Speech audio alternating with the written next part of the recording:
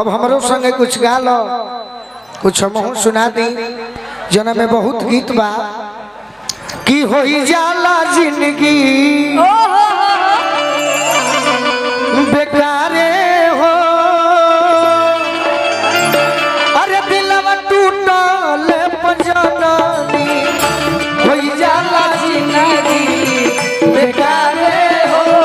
दिलवा टूटल पजननी अरे होई जाला जिंदगी बेकारे हो, दिलवा टूटल पजननी होई जाला जिंदगी बेकारे हो, दिलवा टूटल पजननी टूटल पजननी दिलवा टूटल पजननी टूटल पजननी दिलवा टूटल पजननी टूटल पजननी दिलवा टूटल पजननी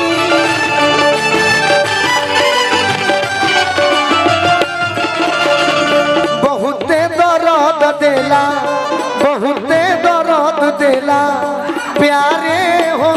दिलवा टूटल पजननी बहुत दर्द देला प्यारे हो, दिलवा टूटल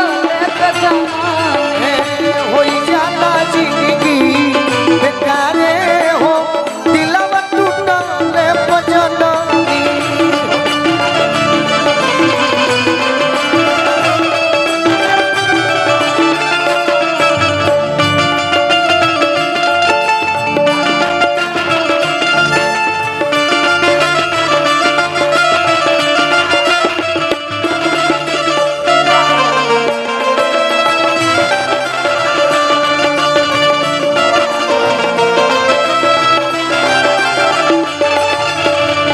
होई जाला जिंदगी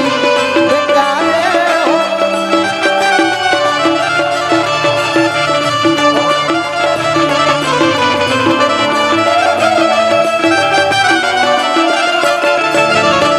प्यार में छतिए में रहे वाला कोई दिल छल हो, छतिया में रहे वाला कई दिल छल हो, मौसम के नियन लोगवा जाला बदल हो, मौसम के नियन लगवा जाला बदल हो, मौसम के नियन लोगवा जाला बदल हो,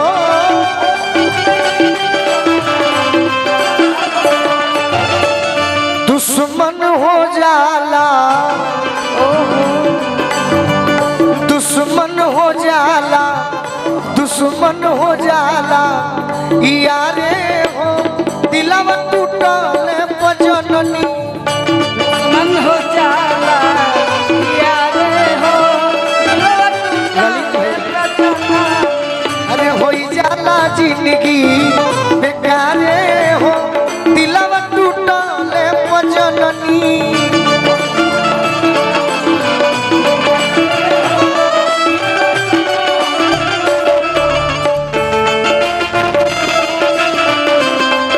जिया जिया इंटरनेशनल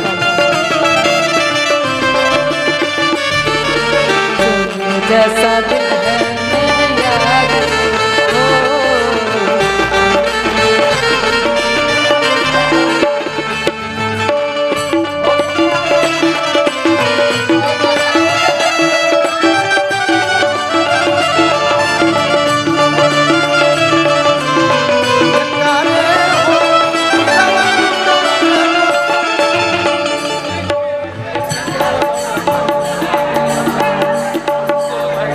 ललित शर्मा जी बाभन टोला से आशीर्वाद देने मीठे मीठे बात करी जनी हो घाती बा,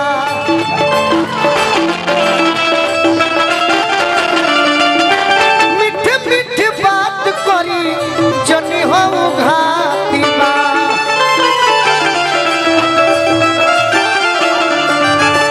गोलुआ सुतोष सभे मतलब के साथी बा, गोलुआ सुतोष सभे मतलब के साथी बा,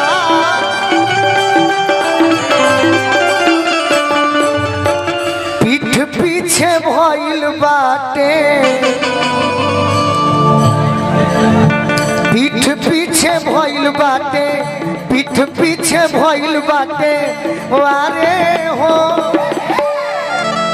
अरे पीठ पीछे भइल बाटे वारे हो दिलवा टूटल पजननी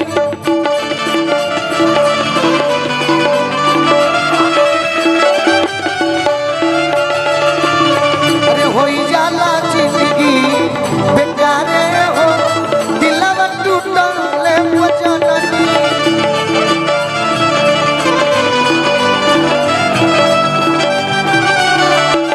अरे होई जाला जिंदगी बेकारे हो दिलवा टूटल पजननी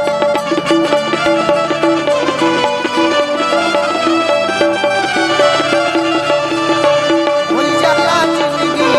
बेकारे हो दिलवा टूटल पजननी होई जाला जिंदगी बेकारे हो